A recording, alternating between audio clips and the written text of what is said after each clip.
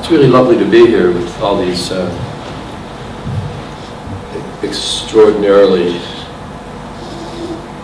intelligent-looking people. It's a little intimidating, but I'll wing it and do the best that I can. And I don't know why this thing is jumping on me, but we will try to get back to something where we started with. Oh my goodness, this is a really sensitive little piece of work. If you push the space bar, will it stop? Oh, the space bar will do it? Try it. Okay. Okay, I'll look at the space bar instead of the forward button. Thanks. Look, I'm a visual artist, what I refer to as a pencil and paper artist. This is, you just give me a piece of paper, any piece of paper, serviettes, napkins, all kinds of bits. I draw on anything, anytime.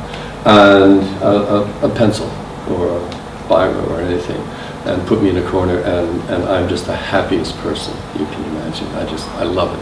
And as life has transpired, the making of certain kinds of images on those bits of paper, right, has taken me to other really interesting sorts of places to meet amazing people who do great things.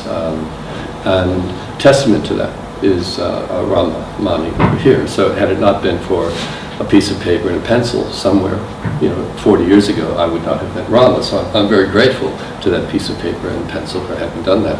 And this is one of the remarkable things, I think, for me, is that pictures don't need a translation. They're international images. So you do not need Spanish to have an insight into Picasso's Guernica. You can get insights always added on by other people who are closer to the subject or something like that, but we're talking international language here. And for me, the idea that a picture of mine might show up in any number of foreign countries, and I get contacted by somebody who says they love this or were moved by this or that was so nice, can we borrow this and take it to some other country or do this or that, I find really extraordinary. And so for me, that's part of the beauty of art. That's not why I started doing it, but that is part of the beauty of the whole thing. And I think part of that story is the business of it can only go to places literally where there's free speech. My art's not political. It's work which has generally been referred to as humanist, deals with how reflects our ability and inability at times to live together the way we maybe should as human beings. And I think that part of the important part of that is that for me it's aspirational. And this is all kind of, if you go to a major art museum, and I've luckily had a couple exhibitions in such places, not because I think they're really important, but if you go to a major art museum, they mostly don't deal with aspirational art.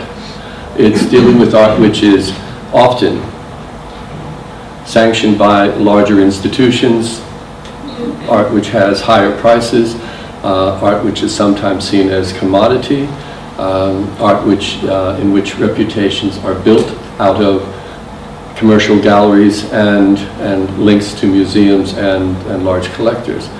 And that's part of the story of how art travels. My art, although it does get into those things every now and then, and I have no particular aspiration for that, it sneaks in under the door sometimes. But my art, interestingly enough, the things I'm interested in, and when I say my, I'm talking about other artists who I work with around the world, it's art which often shows up in really odd and interesting places, yes, sometimes galleries, sometimes museums, sometimes schools, sometimes factories, sometimes anywhere that it will be appreciated, or like I try to make sure that I can do something to help out. And I'm showing this picture here because this is part of the start of, I guess, the international journey for me. This is a series of works, this is at the Museum of Modern Art in Melbourne. And there was a mass murder there in 1987. And Melbourne's a rather peaceful place. It's a bit like, has this sort of violence and rates in that of a place like Canada, not just south of the border in the United States, where it's a little more active on that side. It's usually a very peaceful place in ever so many ways. And this young man, a teenager, took a few rifles and went out on the street one night, and he killed 7 people, and he wounded, I think it was 17, 18, 19, and was eventually convicted of murder of those people and attempted murder of 30-some people or so. And that was quite a shock for the community, and I decided that I would start to look into this, and I'll declare myself a pacifist, and I thought, well, I'll look into this just to see how does this work, what happens with this. And it took me 5 years. I thought it was going to be a 1-year project, and it took me 5 years, and I ended up with hundreds of artworks. And the upshot was that it was, to some extent, marginally critically accepted. I mean, people would acknowledge the fact that I can draw. I read one time. I'm not just trying to say how good I am. I read once in a newspaper, they said that he can draw, so I'll accept that. But it was marginally critically accepted. But it traveled, word of mouth, other sorts of things, for people in institutions, organizations, educational, non-government organizations, all this. And a lot of the work went to different places. This body of work back here, which is a series of prints, 17 limited edition prints, ended up as a body of work which traveled Europe, the United States, I think some to South Africa, certainly around Australia, other places. And that really was telling part of the story, I think, of what I'm interested in, that it was able to sort of speak in a much more broad fashion. And in an aspirational sense, I want to read you a thing that an Aboriginal artist, and I'm going to give you a few examples of things that I've done for people I've worked with internationally, but also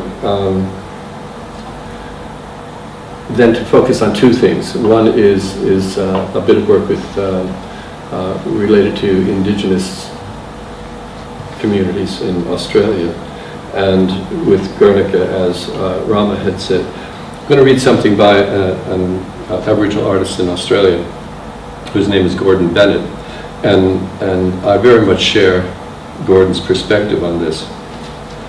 He said, "I am trying to paint the one painting that will change the world. I'm trying to paint the one painting that will change the world, before which even the most narrow-minded and rabid racists will fall to their knees in profound awareness and spiritual openness, thus recognizing their own stupidity, at once transcending it to become." Of course, this is in itself stupid, and I am not a fool. But I think to myself, what have I got to lose by trying? And I think to myself, who would I rather be spending time with? Who would I be rather learning from? And that's the people who are taking these risks, not the ones who are necessarily taking the standard path through whatever their discipline and life is. And so, as I travel, and these are... Yeah. Oh, it goes, okay. Okay. As I travel... I'll push the space bar again to stop. I think it's trying to do a slideshow, so if you push the space bar and then go back, it should stay.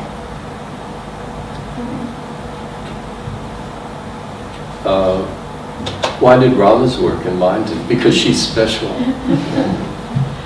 Let's try again with the space bar.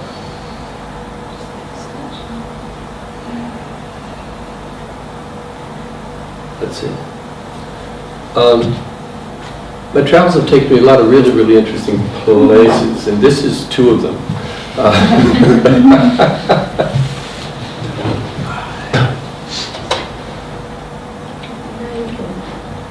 Yeah, that should work. You said that before. Just use the arrows now, don't touch the space bar. Oh, now the arrows, okay. I'll do the arrows. It's taken to a lot of really interesting places, often places in transition from some sort of upheaval. Sometimes it's war, sometimes it's other kinds of brigade, which was a very feared loyalist brigade in Northern Ireland. And I had a chance to meet him and talk about work that he was now doing with teenagers as mural work out on the streets, and had made this transition himself from that life to another. The photo was taken by a man named Raymond Watson, and Raymond Watson, who we had this meeting, the three-way meeting. Raymond Watson was a member of the IRA, and we had this time together. So and Raymond had taken this picture. So I had the great honor of spending time with two people who had found ways through art, Raymond's a sculptor, to address issues in their community cross-culturally. And sometimes I often make art in places, and I've done drawings and other things there, but one of the things that I did was to organize an exhibition called Humanist Art Symbolic Sites, and this is the installation of that exhibition in Portadown. And it includes artwork by artists from around the world, South Africa, Jan Jordan, I read from Aboriginal artists from Australia, Ricardo Vieira from Cuban exile, and it goes on, a Czech artist, Chilean artist. And part of the idea with this was to, again, bring people together whose art was from around the world, who have worked in these sorts of areas for a long, long time. And I forgot to mention that the man who took that photograph before Raymond Watson, who's a wonderful sculptor, absolutely marvelous, fantastic, great human being as well, is sitting right there. That's Raymond, if you haven't met Raymond. And the Republic of Georgia, this is a group of Georgian artists in Tbilisi on the first anniversary of the Rose Revolution. And Rama had suggested that once these things are kind of over, they're not over. Tbilisi and Georgia are suffering terribly at the hands of the new, often democratically elected regime. And these are mostly people who helped, as musicians and artists, be part of the Rose Revolution, that out on the streets they were singing the songs in the plazas. They were the ones who were writing the music that was the drum beat, in a sense, the music behind the revolution. And they invited me and some of my work to the opening of their new art museum. And I went, and this man here, Irakli Kakabadze, who's a poet and performance artist, had been arrested under the previous regime, Shevardnadze and others. And then within 2 weeks after I had left, he was arrested by the regime that he had helped to bring in, the duly elected regime, for speaking for human rights. But immensely brave people doing very, very brave things. Kent State University, there might have been something on the television, I don't know, recently about this. The anniversary was the 4th of May, which was just last week.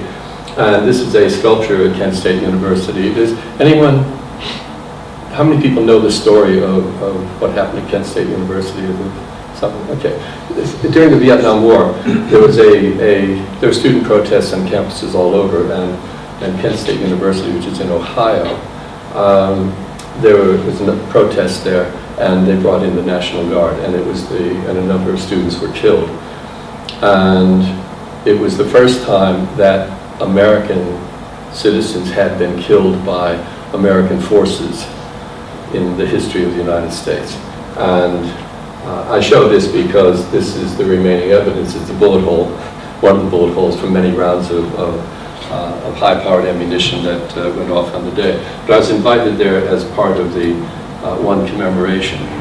Now, you may recognize this as a thing to do potentially with Tiananmen Square, and that is what it is. It's called a small monument to Tiananmen Square.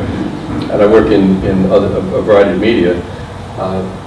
And I made this because of that man, and even the tank driver, had been on my mind for many, many, many years. And I kept thinking, what can I do to make some sort of a memorial about this, or statement? And so I decided to do a very small thing which would engage people in a rather personal way rather than a big statement. And because it's a big story, but sometimes doing something that's the other way around is helpful, like a poem about a big, big, big event.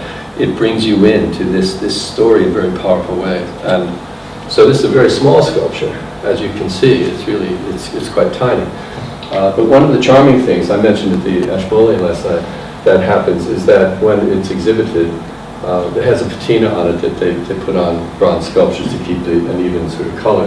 But when it's exhibited at the end of an exhibition, the little man, his head is always shining because everybody who comes in just about rubs his head, you know. And I think what a charming thing, and I never expected that when I made the sculpture. He certainly has disappeared. But my guess is the tank commander did too, because having not been able to run him over, to force him off, to have his gunner shoot him, to do it like that, my guess is that he immediately lost his tank command, because he was a battalion commander with 8 or 10 tanks behind him. In South Africa, this is a print by Robert Sibangaza, who's in an informal community in South Africa, and it's dedicated to a Namibian artist named John Mafengejo. And with all these terrible things going on, people being hatcheted, people dying, all this, he dedicates this to John Mafengejo, hope and optimism in spite of the present difficulties. Right? What an understatement. Present difficulties, my God. But just what a wonderful thing, you know, that sense of how it works. This is a picture by Lionel Davis. Lionel was a prisoner in Robben Island prison. You may know Robben Island because it was where Nelson Mandela was in prison, and he was there at the same time as Mandela was. And not an artist when he went in, I don't think, but he became an artist as he came out. And this is one of his earlier artworks to do with Robben Island, his experiences there, things that he had to deal with to try to find his way through that particular story. And I've been in Robben Island a number of times, and I'm just showing this. This is a page from a sketchbook that I did about all of these images, and this is kind of how I work. And you'll see some other things later, but this, just these little notes, in a sense, and none of these would be much bigger than a postage stamp, but things about stories that I was learning about, things which were happening on the island. And then eventually these things evolved to become another part of the puzzle for me. Do you know the man there? Pius Langdon? Yeah, that's Pius Langdon. I was a Chief Justice of the Supreme Court. Is that correct? Constitutional Court. Constitutional Court, yeah. There was an exhibition that I was involved in there, and he opened the exhibition. And the significant thing about that is that art has played a very, very strong role, as Miles would know, in this transition in South Africa, because people like Albie Sachs and others were saying that art is a way to help to change the culture in the community, and that has continued along the way, notwithstanding the problems in terms of human rights that have been raising their head in South Africa more recently again. But having this link with justice and art there is very, very real, and very much a day-to-day sort of activity with lawyers and others involved in all sorts of arts organizations that have been fostering such things. This is another exhibition, and this was opened by, never remember his name. No. This was opened, of course, by the Dalai Lama, and this is an artwork that he's being introduced to that I did in collaboration with an Aboriginal artist named Benjamin McEwen. And again, this notion of peace and art and law and justice, and how in South Africa, probably more than many other places, they weave this together in a very powerful and meaningful way, and I think that it's quite extraordinary what they do and how they do it. Now, this is the transitional thing for me to Aboriginal, the first of the sort of two, what I'll call case studies. This is Aboriginal artist Ben McEwen, who I did this collaboration with in that other image. And this is a large print that he did of his great-grandmother from a photograph that was done from an anthropological survey or some such. And he had come across this image of his great-grandmother, which he then transferred into a work of art and unaltered, adjusted it. But it's a very, very, I mean, you actually see the look on his face. He's quite proud of the fact that he has been able to resurrect this image in a way that gives some great honor, I think, to his family. Aboriginals are defined in Australia by their language groups, not by their location. He's a Wurrungu language group speaker, which is from South Australia, sections of South Australia. And as you probably know, that when the British landed in Australia, they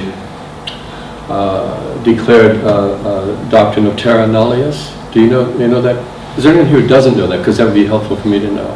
You do know the terra nullius. Okay, so it's empty land. There was nothing there. They acknowledged that there were no human beings there, even though they had come across Aboriginals from day one. And what that meant, and I think you may know better than I, but I think it's the only time that the British ever landed someplace and declared it empty of human beings. So technically there are no human beings in Australia. And the consequence of that is that they could not be treated in law, and they're still not even mentioned in the Constitution, as they are in some other countries. All of the legislation related to Aboriginals were under the Fauna and Flora Act, right? Plants and animals, right? Until a referendum in the mid-1960s. So there are people who are 20 years younger than I am, who were, in a sense, brought up only under laws written in documents to do with plants and animals. And as they're moving into the third quarter then of the 20th century, that seems absolutely unconscionable to me that could be the case. And so I know a number of people who were born during that period. And so that the struggle that they have, which continues for human rights issues and all that, is really very strong and phenomenal. But one of the things, I use the word struggle, it's a personal struggle, not a physical one. Because there's I wish I had this quote at hand, but there was an Aboriginal man, who had said that because they don't enter into armed conflict, as happens in so many countries, other than in the beginning when there were raids on them and that they might fight back. I'm talking 19th century and earlier, but they have not taken arms against any government, English or Australian, in anywhere near modern times.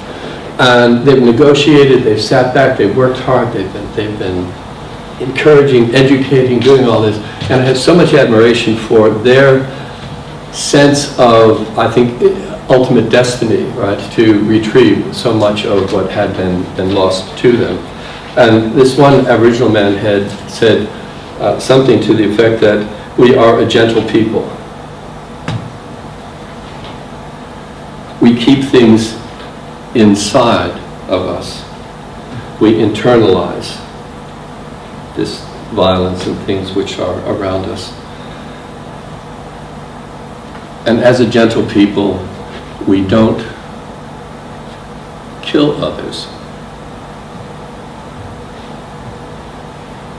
but we kill ourselves. And in many indigenous communities, you will be aware that alcoholism is a huge issue, suicide is a huge issue, all of these things. And there's an immensely poignant thing in there, and it's very, very true. It's so strong, and in many ways so brave. And they're not taking out on the people who are the ones who've been oppressing them. They are absorbing this, and it's so hard to deal with, absorbing things on that scale. But quite wonderful and amazing people I've come in contact with. some time ago, because I work in a number of media, I was involved in helping to design this public park here. That's the city of Melbourne back there, and that's Port Phillip. And there's 140, 130, I think, communities in relatively that immediate area. And we called it All Nations Park. And this is an opening that was led by one of the Wurundjeri elders with people from every one of the cultures behind as a part of this opening ceremony for this park. I mention these things because events like that, or what they call a smoking ceremony, which occurs in special instances, and this is about another artwork I was involved in, where they take leaves from the local eucalyptus trees and they burn them, but not to create a fire, but to create the smoke, which then rises into the air and takes the evil spirits and things away, so you can enter into free and open dialogue with each other. It actually takes the bad spirits away. And I mentioned this because all these things, the art, the things that John Bond, who's here locally, who was working on Sorry Day Council there and all that, eventually build a community that forces governments to do things that they should have done a long time ago. And so the then recent Prime Minister Kevin Rudd made the apology to the stolen generation of Aboriginals. And activities by academics, by artists, by people in the community, by building these parks, by naming them these things, by the patience and wherewithal of the Aboriginal communities all over, has really been important in getting the government to finally feel they had to say that. And that's a very, very significant thing.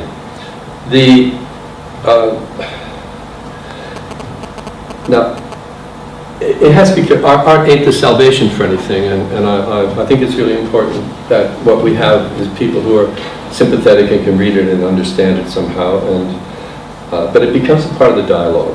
And for me, I think that that's a wonderful thing for me to be involved in. And many of you would know this photograph. You've seen this photograph by Nick Butt. He was 19 years old when he took this photograph. Right? And one of the things that I know can happen is that art can change history. And this is one of the photographs that changed history in that it helped to end the Vietnam War. And art can have, as images, a really significant influence on things. Picasso's picture, which is, and Ron was, I think, quite clear and correct, it's an anti-war picture. But Picasso was also, he was shocked by this, but he was also a pacifist. And in the midst of all this devastation, there's a small flower down there, which has been referred to by a man named Juan Gutierrez in the Basque Country as the flower of hope. In the middle of all of this, there's something there that says there's an alternative there. And maybe that's a thing that we could be moving towards. And so the Basque Country is the final sort of case study, so to speak, statement. And what I wanted to say about the Basque Country and such things as this is that there was the war, which is still not, the bombing, which is still not, the healing has not totally been there. And also that it's not that far away historically. Which gives you an idea that there's still raw nerves and people who've been involved in so much of this stuff. This man here, Ricardo Avanza, is a son of a survivor of the bombing. This man here, I can't remember his name. This guy here is Joseba Aguirre, and Joseba is the son of the then president of the Basque Country when it was bombed in 1937. And this man here is a survivor of the bombing, Luis Iriondo. I've always thought of it, even when I was younger, as something that happened a long, long time ago to others. But these are people to whom it happened, and people I know. The second problem with the aftermath of these things is that there has been a group called ETA. Do you know the group called ETA, the Basque separatist movement? Is there anyone who doesn't know? Okay. ETA is what was called a terrorist group that has been fighting for Basque independence, a violent struggle for Basque independence for decades. And they're referred to as a terrorist group, of course, because what they do is not always very, very nice. The Spanish government, of course, are not referred to as a terrorist group because what they do is legal. And so if a Spanish government official or soldier gets killed, then it's by a terrorist. If a person in the Basque country gets killed, it's legal and not a problem. And so we have these bits of conflict and things. This is in the main plaza of Guernica, and some years ago they started a activity called the Circle of Silence, that whenever anyone was killed on either side of the conflict, Spanish or Basque, the next day at 12 o'clock, people would gather in a circle as a brief commemoration for that death. And as Rama said, I spent a lot of time there, and coincidentally, that's me again in the circle, and I've been in many of those circles over the years. But through a lot of work that's being done by artists and community members and NGOs and that, a lot of good things have happened, and there has been a transition. In 1997, the first big statement was a thing called Art Towards Reconciliation, which is an exhibition that had a number of international artists in it that was held in Guernica, and then it traveled around the Basque Country and Spain, Germany, other places. And that was saying that we need steps forward, we need a dialogue, and a whole lot of activities and things were associated with that. About 4 years later, 2001, I was commissioned to do an artwork. I decided to have it be an installation called the Plaza of Fire and Light. These candles represent each of the people who were killed at the time of the bombing in Guernica. And the central symbol is an ancient Basque symbol to do with the Iguski, with the sun. And the community organized, we worked with school children and high school children, secondary school, primary school children, and with a large number of community groups. And there was a major event around the launch of this with choirs and music and all sorts of wonderful things, as a way of passing the flame from those very elderly survivors who created the central flame to the children and the rest of the community in Guernica. Also, again, these things part of the dialogue. The next day, and I made this larger than it really should be, but I wanted to point something out. The next day in the media, there was a lot of coverage about the Plaza of Fire and Light, and some of the children who were lighting the candles in the plaza, and about, of course, Picasso's painting, which is part of that story, a huge part of that story. But the Basque separatists, right, were also demonstrating on that day, right, about the desire for autodetermination, self-determination in the Basque country. So it's a very, very real, has been a very real part of the story. A few years later, I was invited to do another installation, this one where I created silhouettes and cut out figures so you could walk through into those buildings, of all of the portals there in Guernica, which again had community participation. But this was spirit figures, and this was related to those people, to me in a sense, who children who had been lost, and elderly people. These are all silhouettes I did from drawings of people in Guernica, but it was about the sense of loss and the sense of transition, and with a whole lot of quotes on the inside walls in there that people could read, about 60 or 80 of them by important thinkers on peace. It was a way of helping people to think about the possibilities, one, of transition, moving right through, and about the way some others have thought about the possible attitudes towards this. And the last thing is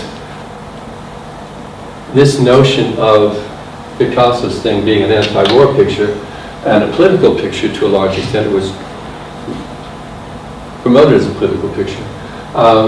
That for me, the Basque Country has been this place incredibly welcoming. The violence that existed did not really exist on the streets. It was targeted towards an official here or there or somewhere else. It wasn't random blowing up 50 people or 80 people with bombs or anything. And my experience of Guernica and that of most people who have been there is of this place which is children are laughing in the streets, they're playing soccer, they're enjoying their lives, their family life is just quite remarkable. And the events and activities and the art things have engaged children of these families, many of whom have members of ETA in them as brothers, sisters, aunts, uncles, cousins, are part of this sort of organization, to build this confidence in community that will help to have them say no to violence at some point. And so this was, in a sense, a statement that I was making about what I experienced, as opposed to what Picasso had envisaged. And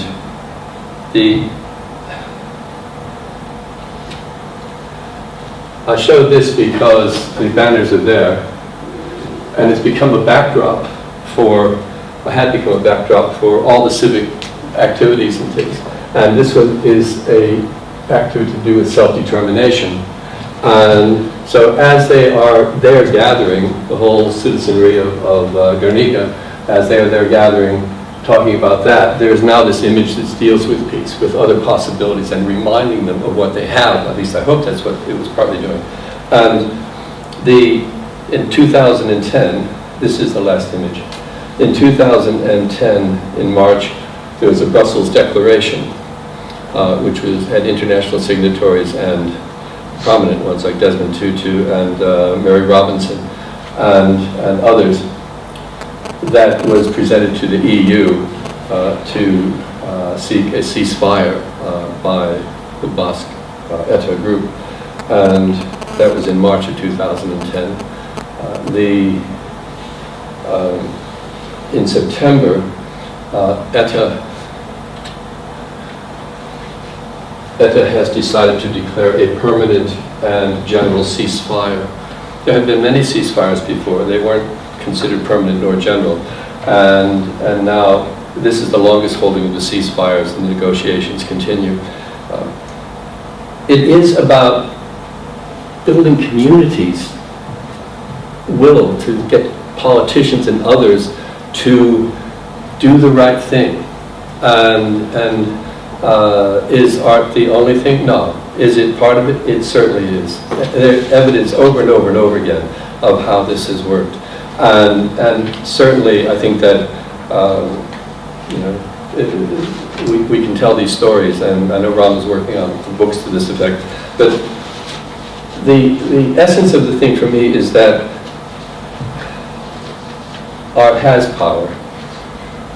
Words have power. And I talk about art, I don't just mean pictures, I mean poems, I mean plays, I mean films, I mean everything like that. And if you're not making them, please support them. If you are not engaging in them, please start to look at how this might work in that direction.